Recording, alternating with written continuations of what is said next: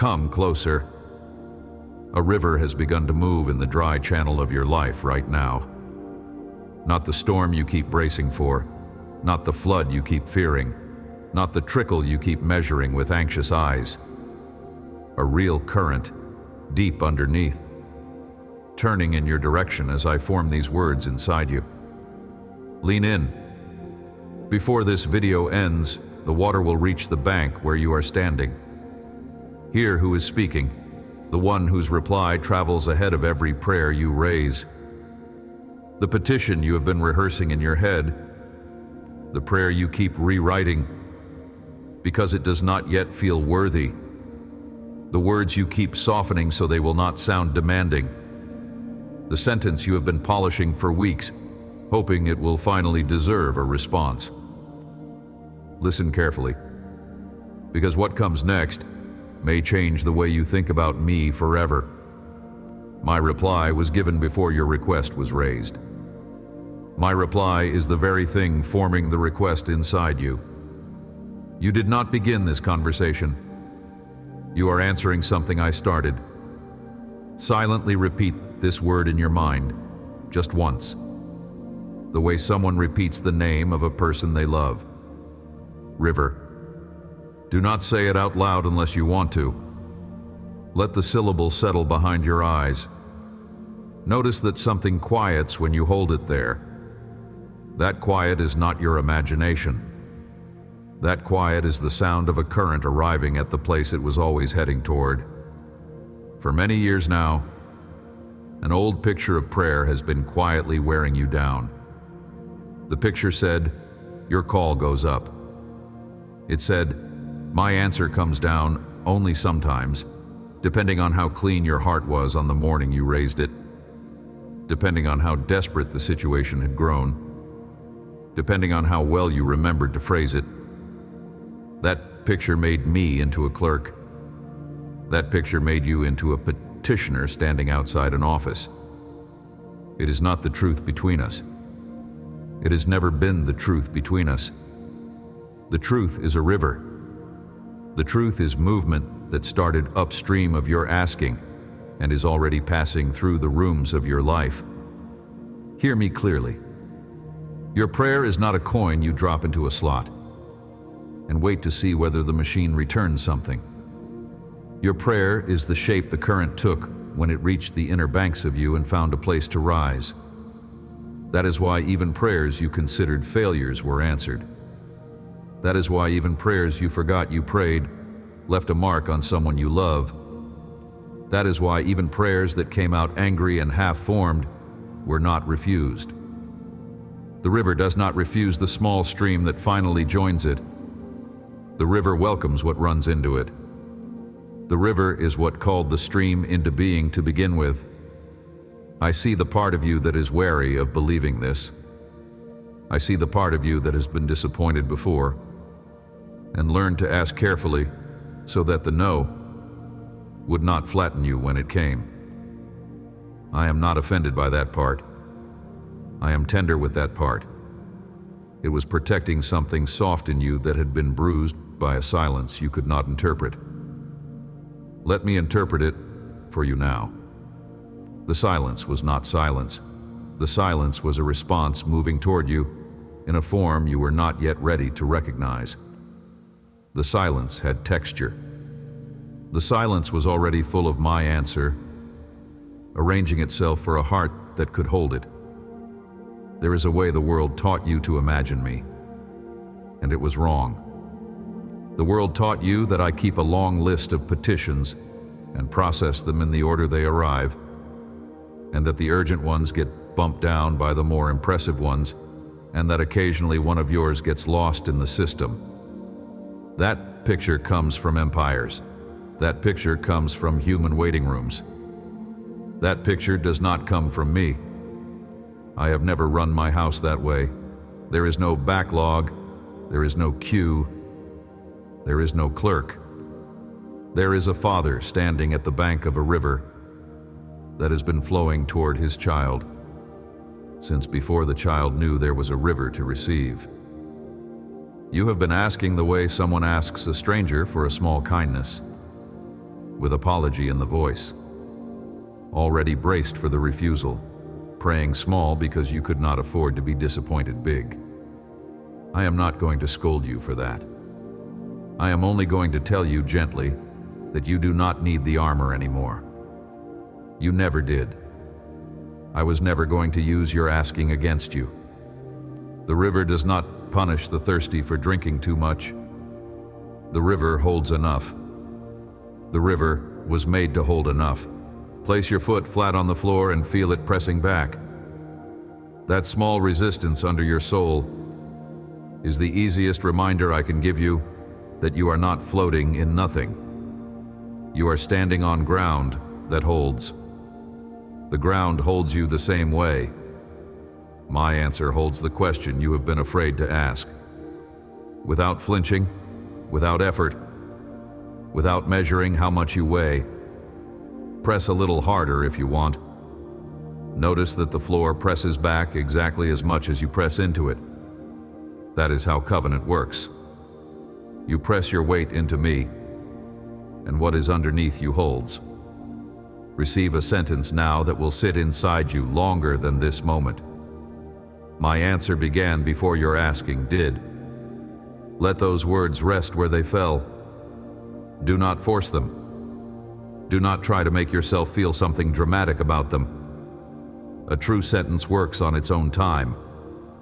A true sentence will keep speaking in you while you sleep, while you walk into ordinary rooms, while you hold a cup of coffee in your hand and forget for an hour that you heard it. Words like that stay. Words like that change the shape of the channel they fall into. Many among you are waiting on a specific thing, a door, a name, a change in a person you love, a medical word that has not come yet, a financial release that keeps almost arriving and never quite landing. I am not pretending those waits are nothing. I am not offering you a beautiful sentence to cover an absence. I am telling you something more honest and more strange than that. The thing you have been waiting for is one window in a house that already has all of its rooms lit. You have been pressing your face to that one window while the door of the house stands open behind you. Turn around. The hallway is full of light. The kitchen is warm. The chairs are pulled out. The river runs through the back garden. You have been waiting outside a house you already live inside. I know how this lands at first. It sounds too large. It sounds like the kind of comfort people offer when the thing did not come. I am not offering comfort like that. I am telling you that the answer is not a single event. The answer is a person. And that person is not on the way to you. He is already here. He has been here in every room you have walked through. He has been here in every silence you have endured. He has been here in every loss you have not yet figured out how to grieve. In every joy you have not yet given yourself permission to feel. The visible thing you have been waiting for will arrive in its time, in its form. It will not be the whole answer. It will be one expression of an answer that has been arriving in many other forms while you watched only one window. If something here is settling into the deep of you, place the word river below, a quiet vow to keep listening. Look just above, where the host has pinned 7 short letters waiting on you, one for each morning ahead. Carry them. There is a way of praying I want to teach you, and it is not new. It is older than any sentence you have ever spoken to me. It is the kind of praying where the praying person finally stops trying to convince me of anything, stops trying to make the case, stops trying to fix the wording so it will sound less greedy or less desperate or less small. You do not have to convince me. Your case has been decided in your favor before your case began. I want you to lower the volume on every prayer that feels like negotiation. There is no negotiation happening here. There is a covenant. The covenant was signed in a love older than anything you have ever done. anything you will do, anything you will ever fail to do. You are already inside it. You can rest there. You can lay your weight down and stop trying to hold the ceiling up with your arms. Raise the volume on a different kind of prayer. Raise the volume on the prayer that simply listens. Raise the volume on the prayer that says, "Here I am. What are you saying to me? What is already true that I have not yet heard?" That prayer is not lower than the prayer that asks. It is the soil out of which asking grows. It is the bed of the river that lets the current have a path. And answers rise out of that bed too, because each answer was already in motion there.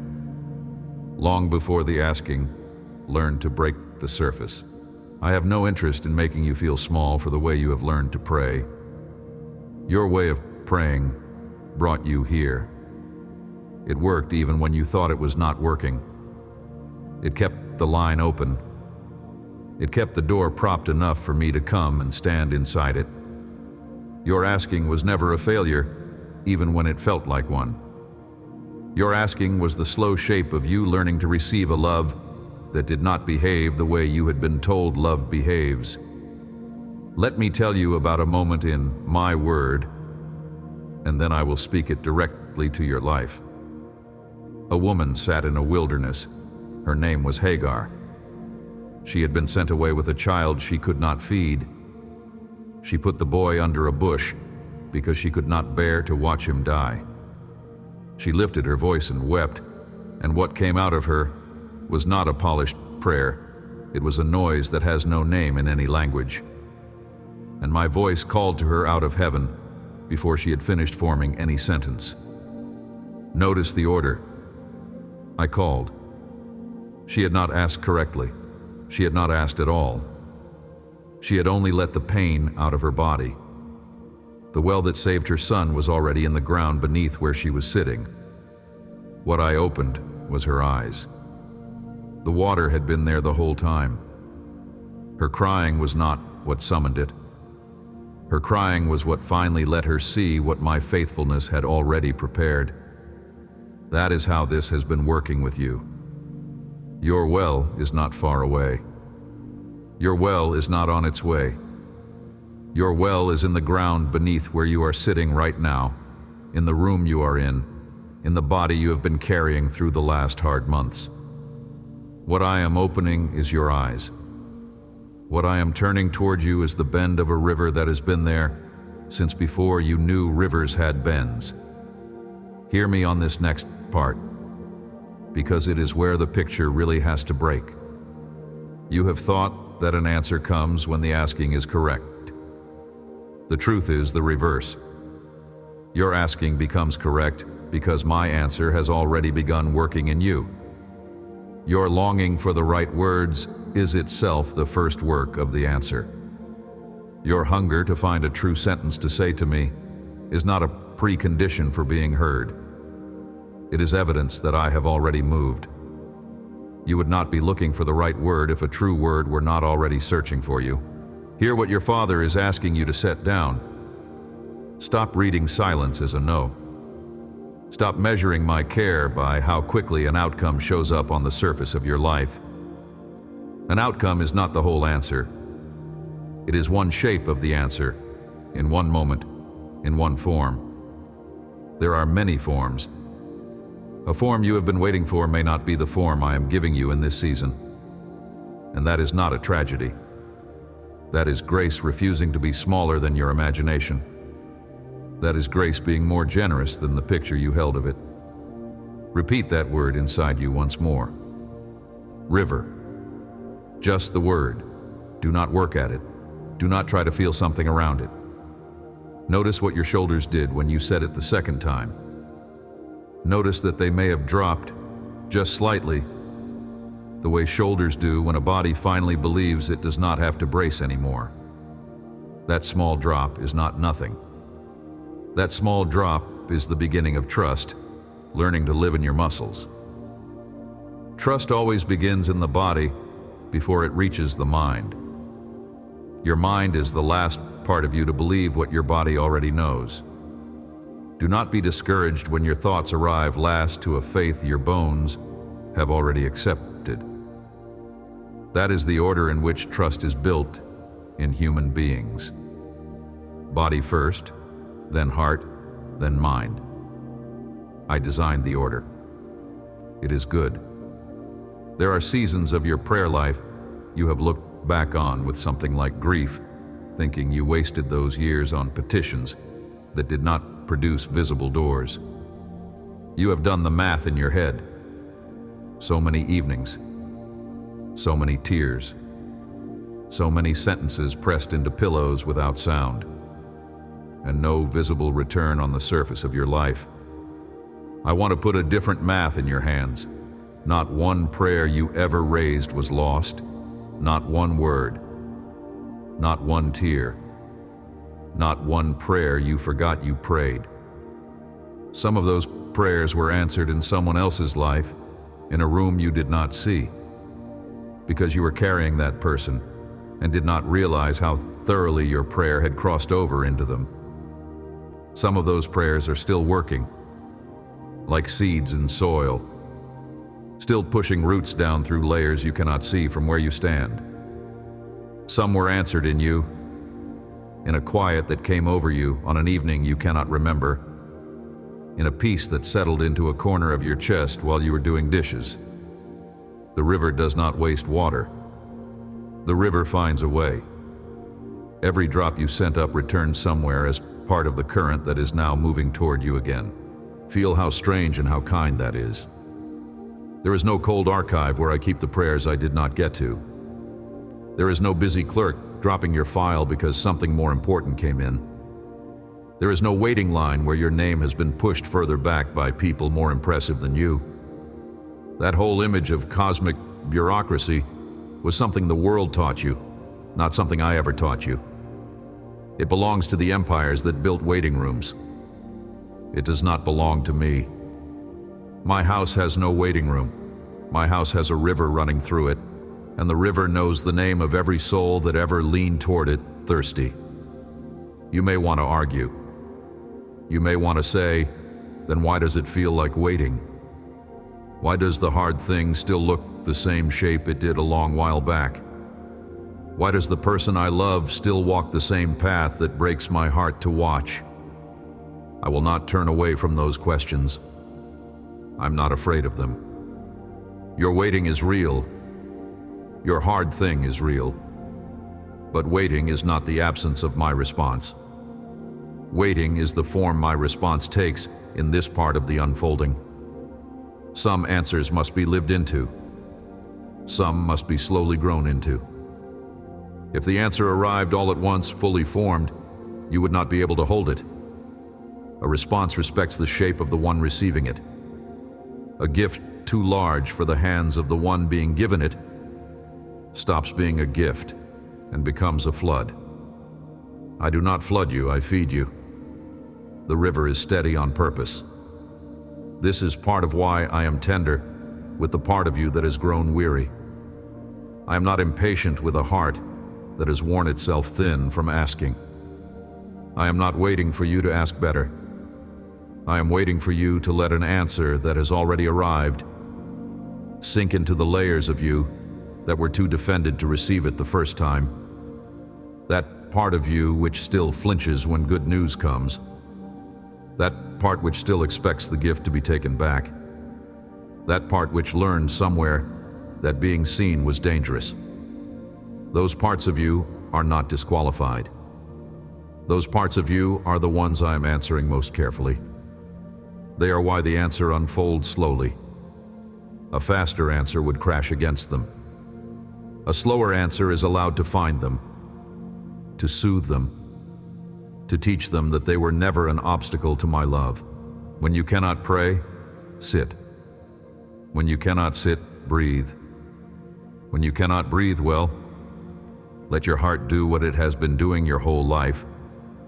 Without your help, your body itself has been receiving my answer at a level your mind has not yet caught up to. Your nervous system, the small muscles of your face, the places that finally let go when you sleep deeply, have been letting me reach you for years. You have not fallen behind. You are exactly where a soul learning the language of trust is meant to stand. I want to say something about peace, because the river image will not be complete without it. There is a peace I have for you that does not arrive as a feeling first. It arrives as a current. You will recognize it not as a wave of emotion, but as a steadiness underneath the surface that holds when the wind on the surface is rough. People who have lived near a river know this.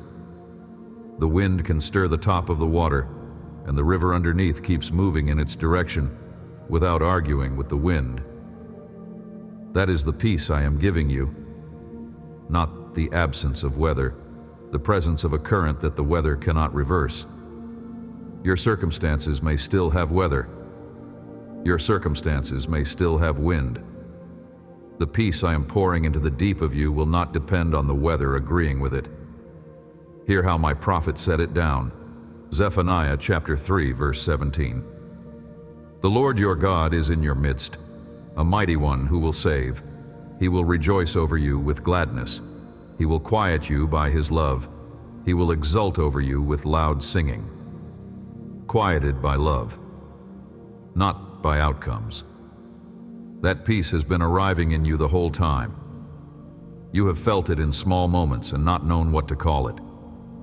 The strange calm that settled on you in a doctor's waiting room. The unexpected steadiness that came over you in a phone call you had been dreading. The quiet that found you in the middle of a sleepless night when you finally stopped trying to think your way out and let the night just be the night. Those were not random. Those were the river finding you in places where you had given up looking for it. I have been arriving at addresses you forgot you lived at. There is something I will speak now about provision, because a river is also a kind of provision. And the picture of prayer you inherited has often warped what provision means in my economy. Provision in my house does not look like a delivery truck pulling up at the curb of your life with a single box that finally arrives after a long delay. Provision in my house looks like a riverbed that has been carved through the rock of your circumstance over many years. Slowly, by water, you could not see while it was carving. The carving was the provision. The carving was always happening. What you call the arrival of the gift is actually the moment you notice a path the water has been wearing into the rock since long before you knew water was running there. Nothing was late. Nothing was forgotten. The carving needed time the way roots need time, and roots need time the way trust needs time. And trust needs time because you are made of body and bone and habit and memory, and you cannot be hurried without being broken. There is a passage I want to speak about the small word that lives at the center of a river, and that word is yes. A river does not argue with its bed. A river does not negotiate with the ground that holds it. A river does not stop at every bend to wonder whether it is permitted to keep going. A river says yes to the ground beneath it, and the ground says yes to the river, and the two together form a path that neither of them could have made alone. Such is the welcome I extend to you now, a yes that is shaped like trust, a yes that does not argue with the bed of the life I am holding for you, a yes that does not stop at every bend to wonder whether you are still permitted to receive. You are still permitted. You have always been still permitted. The river does not ask the bed for permission, because the bed was carved by the river in the first place, and the river was carved by my hand in the first place, and the hand has not moved. My answer began before your asking did. I want you to hear that sentence one more time, and let it land in a different place than it did the first time. The first time you heard it with your ears. Let it land now in the center of your chest, where breath gathers. Let it land in the small of your back, where you have been carrying tension you stopped naming a long while back. Let it land in the hollow of your stomach, where you store the fear that you will be missed by me when it matters most. That sentence is for those places. That sentence is meant to dissolve the knot in those places the way warm water dissolves a knot in a piece of linen. Slowly, without violence, just by being present with it long enough. You will not be missed by me. You have never been missed by me.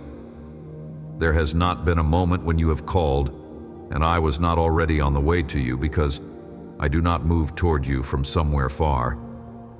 I move toward you from inside the love that has been holding you the whole time, from the inside of your own heart, from the place that was already mine before you knew you had a heart that could be given.